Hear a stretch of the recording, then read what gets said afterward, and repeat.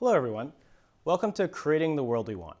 My name is Tom Dodge, and I'm here with my co-host, and we're honored to be at the house of Governor Michael Dukakis, an extraordinary figure who's done such amazing things throughout his career.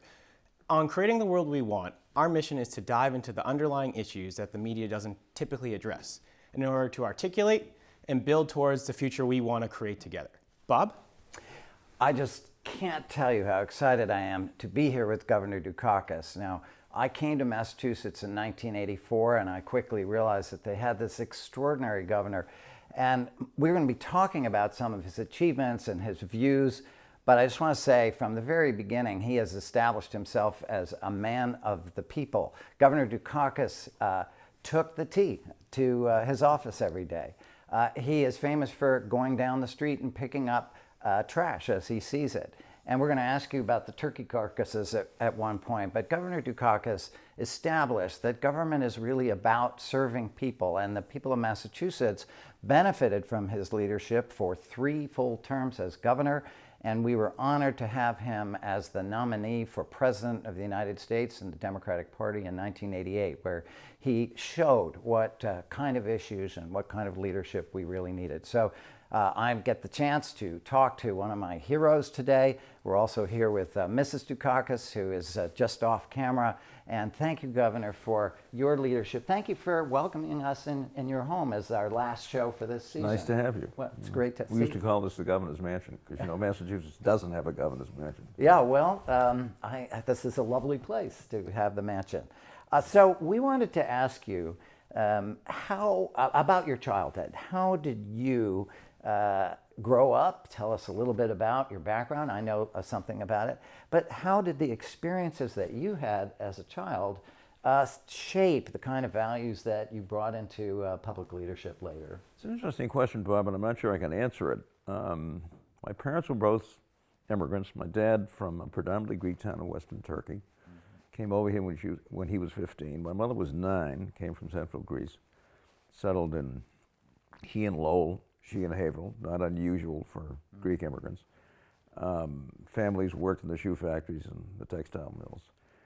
But these parents of mine, and I'm not sure how they did it, really were a great example, especially for the guy in the White House these days, of what immigration really means. Here was this 15-year-old, couldn't speak the language, didn't have any money in his pocket. He had a couple of brothers who were working in the textile mills in Lowell and Lawrence. And 12 years later graduated from the Harvard Medical School. He graduated in 1924. How he did it, I have no idea. It's just extraordinary.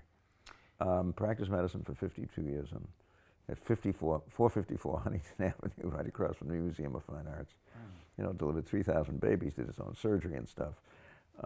Finally retired when he was 82. My mother, so far as we can determine, was the first Greek girl ever to go away to college unescorted in the history of the United States. It was unheard of, you know, an immigrant Greek girl going to Bates College on her own. Right. But as we all know, none of us do this on our own. Right. There was an elementary school principal in Haverhill, Massachusetts, named Stanley Gray. If you want to know where I got the middle name Stanley, not exactly the Greek tradition. You know, you're supposed to take your father's name as your middle name. It was this elementary school principal who became almost a second father to my mother, encouraged her, and ultimately was responsible for her going to Bates. She graduated Phi Beta Kappa in 1925, became a school teacher. First in Amesbury, first in New Hampshire and then subsequently in Amesbury. And although neither one of them was a political activist, they took their responsibilities as citizens pretty seriously, always voted. And at 6 o'clock at night, the CBS World News Roundup on radio, this is pre-TV, was always on. So obviously that had an impact on me. Now, how and why I got into politics is an interesting question. I had a 3rd grade teacher named Mary Ripley, who for some reason, this was in 1942, right in the middle of World War II, so even if you were 3rd grade, you knew what was going on at the time, who decided to have elections for class officers. This is in the 3rd grade at the Baker School in Brookline, Massachusetts. I don't know why I ran for the presidency of my class. I have no idea why my classmates voted for me, but I was elected president of the 3rd grade class at the Baker School. And by the time I was 9 or 10, Bob, I found myself not only getting interested in what was going on politically, but increasingly bothered by the world I was born into. I mean, this business about make America great again is a joke. I grew up in the America of the 30s and 40s and 50s. I mean, Kitty and I were both Depression babies. This country was racist. It was anti-Semitic. I mean, here we are in Boston, right? Great liberal center. People of color could not live in the town of Brookline where we grew up, period, with 3 exceptions. 2 janitors and their families. Both of them voted for me because I was the only candidate who found their apartments in the basement of these apartments. And a guy named Roland Hayes, who was a world-renowned tenor and somehow got somebody on Pill Hill in Brookline to sell him a house. That was it. In fact, African Americans couldn't live on this side of the railroad tracks in Boston. They could work over here, but they had to go back over there. At Brookline High School, where Kitty and I both went, there were 2 major groups of kids, the Jewish kids and the Irish kids. Jewish kids were advised never go to Brookline Village because they get beat up. And don't ask me why, but as early as 9 or 10 years of age, I found myself getting very angry about this. You know, why was this happening? I'm being taught about this great country with a Constitution and Bill of Rights and so on and so forth. And here we are in Boston. I mean, forget about the South. Then I go off to a Quaker school in Pennsylvania, Philadelphia, Swarthmore. I was this Greek kid from Boston. I'd never been out of New England. Didn't know a Quaker from a Shaker. You know. Get down there, and the barber shops in Swarthmore, Pennsylvania, 9 miles southwest of Philadelphia. This is not Birmingham. Won't cut the hair of black kids at Swarthmore. That's when America was great. So we decided to boycott the barbershops, and I became the campus barber. Oh, really? Without the benefit of a license. Don't tell the barber board in Pennsylvania. And I cut a lot of hair on the 3rd floor of Wharton Hall of Swarthmore. Got very active politically. Had a good 4 years, an interesting 4 years. But remember, that was the time when Joe McCarthy was running around, accusing people of being subversive and disloyal and all this kind of stuff. And had a good, active undergraduate experience there. Was drafted 6 weeks after I graduated in 1955. What year was this? 1955.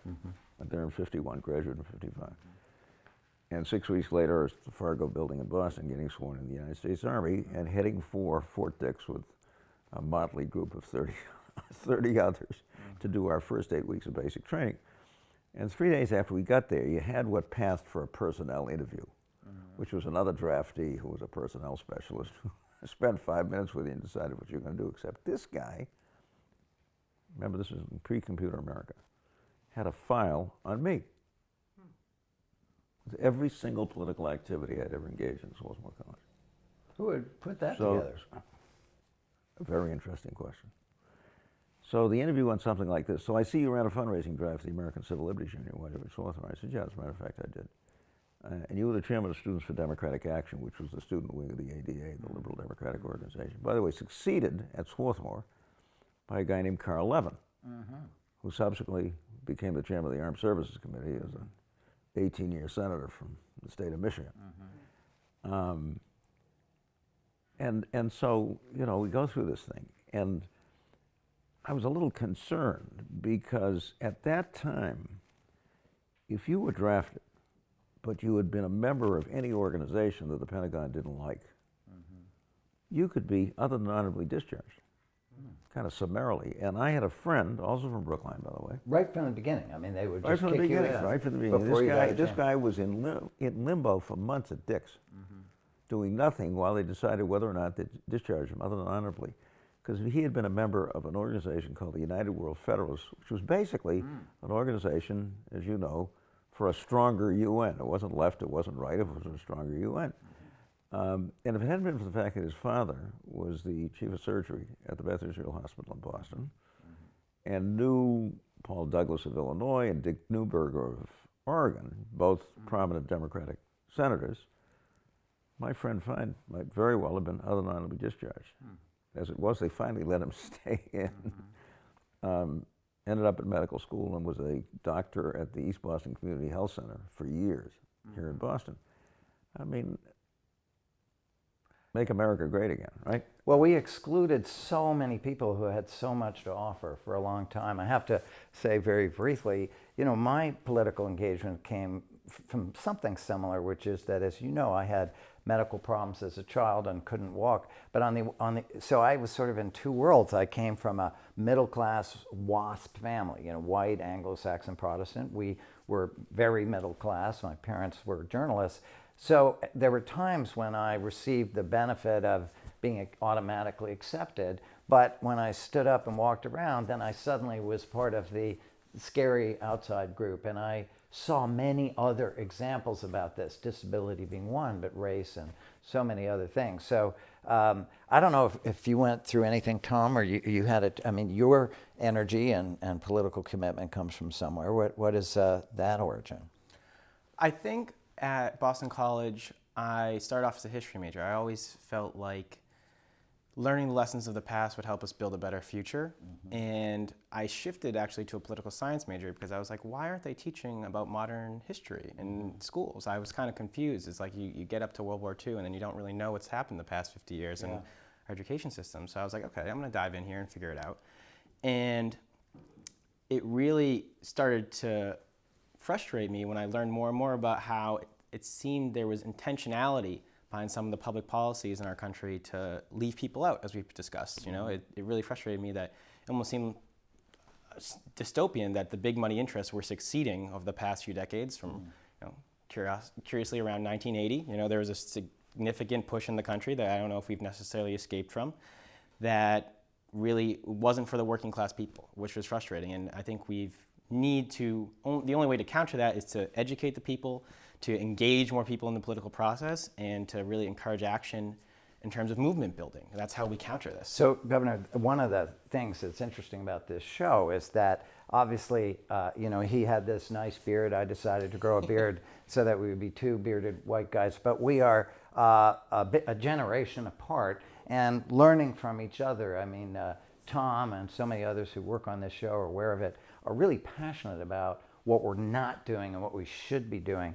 And I also have felt that way. And so one of the things we're going to be talking about is how do you spark at this critical moment in American history, how do you encourage younger people to take on the leadership that too often we have not had? My question, maybe you'd like to ask it, just is about how the governor, well, I'll ask it to you. Sorry. You jump in. This is kind of funny because I have to go back and forth. So you graduated from Harvard Law School. What did you do before was drafted. Yeah, drafted. Spent 16 months in Korea. Okay. Fortunately for me, it was after the fighting had stopped. Yeah. And I was up 7 miles from the DMZ in the middle of... My father was on an aircraft carrier that was floating just off there about the same time. Yeah. Like every experience, an interesting experience, needless to say. Although the Army did a terrible job in those days of preparing us for the experience. No education in Korean culture or the host country we were going to, no sensitivity training about how you worked with folks. Koreans were gooks. That's what they were called by Americans. And they were our hosts. We were there presumably to save them from an invasion from the north. But being in the military for 16 months, having a chance to spend a fair amount of leave time in Japan and the Far East, and believe me, I took every hour of leave time I could to just kind of got to Thailand and Hong Kong and the Philippines, and a brief stop in Saigon on a plane on the way through. This is before the war. Remember, this is in the mid-50s. And an important experience for me before I came back home and went to law school. So then you went to law school and... very much involved in local politics. I'm detecting a theme here, Governor. Wherever you are, you keep going. So what led you to run for office at such a young age in the first place? Was there a situation, was there a policy that didn't necessarily resonate with you? Did you see? I think generally... And what were you doing at the time? I was in law school. So you decided to run for office in law school? Fortunately, I lived and grew up in a town just west of Boston which was 5-1 Republican when I was a kid. Really? Yeah. Brookline? Oh, yeah. Wow. Oh, yeah. But was in the process of changing, becoming more independent. And it had a town form of government on it, and a representative town meeting. Now, nobody outside of New England has any idea what a representative town meeting is. But we know what a representative town meeting is.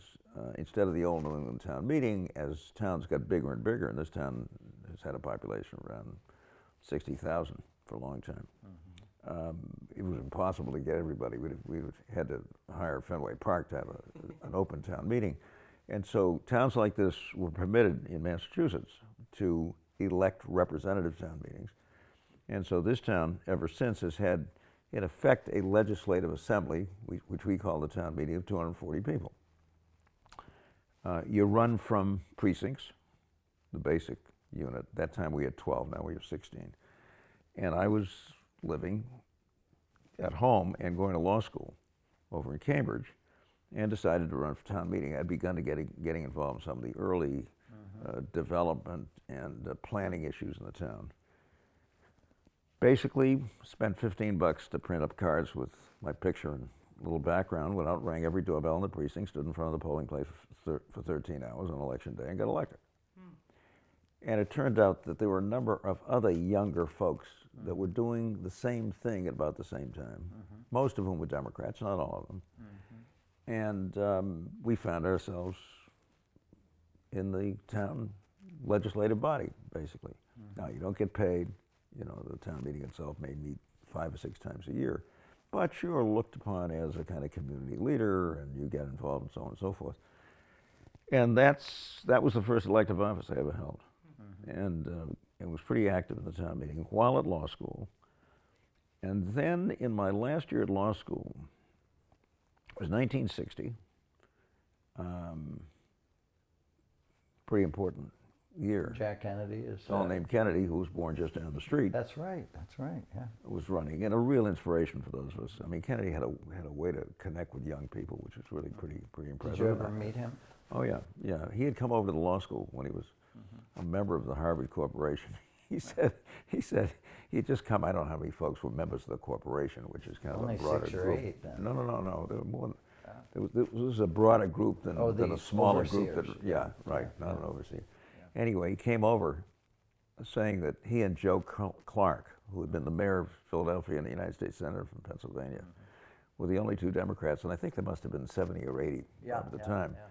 Yeah. And he said he had hustled over after he and Clark had been at the meeting of the corporation as the 2 Democrats, and spent about an hour and a half with the college Democrats. And I was one of them, the law school Democrats, sorry, and I was one of them. Said, I'm not going to make a speech. You got an hour and a half far away. Really? And let me tell you, it was very impressive. I mean, to watch this guy basically, bright, smart, well-informed, and very open, a little nervous. It was interesting. Kennedy's style at that time, hands kind of going in and out of his pockets and stuff,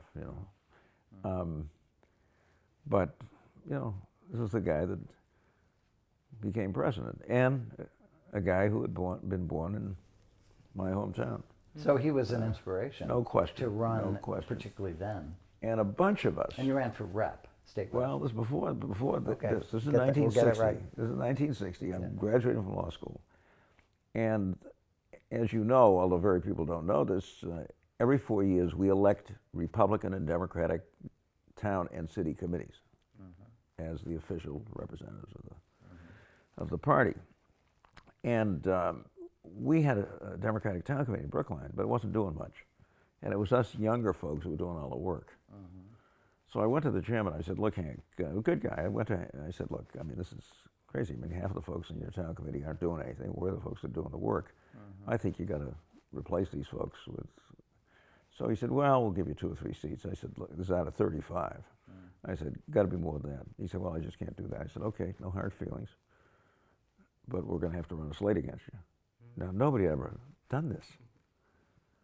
So I went out, found 35 people, Wow. sat them down, said, you've got to get 50 Brookline Democratic voters to commit to voting for the full slate. This was on you know. What To is it, show full up slate? and vote. Not only that, and understand that you had to pull a master lever in the old machines. If you wanted to vote for the 35, you just couldn't vote for yourself and 2 or 3 others. And we printed up these newspaper-sized sample ballots with instructions on how you voted with that simple lever.